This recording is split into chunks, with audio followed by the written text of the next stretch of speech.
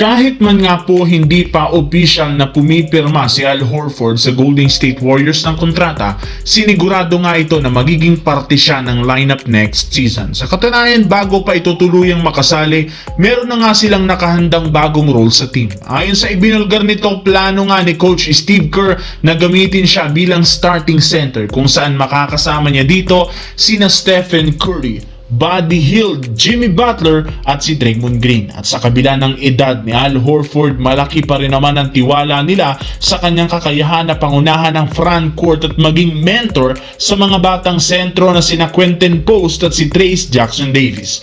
Marami nga itong mga bagay na kayang iambag sa Golden State, kagaya ng kanyang veteran presence, mahusay sa rebounding, sa depensa, at lahat meron siyang extra shooting na magbibigay sa Golden State ng mas madaming option sa opensa.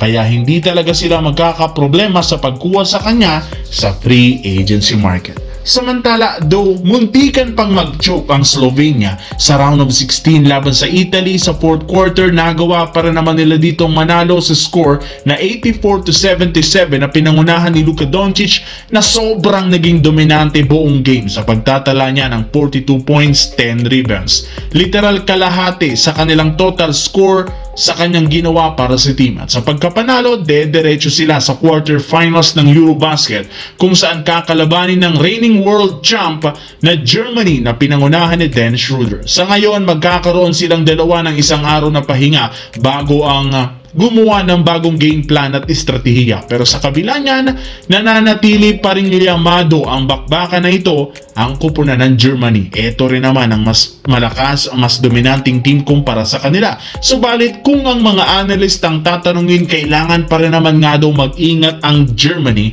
sa kanilang game, dahil kapag naulit na naman ang kanilang malamyang performance kagaya ng nangyari sa kanila kontra sa Portugal, siguradong dominahin sila ni Luka Doncic.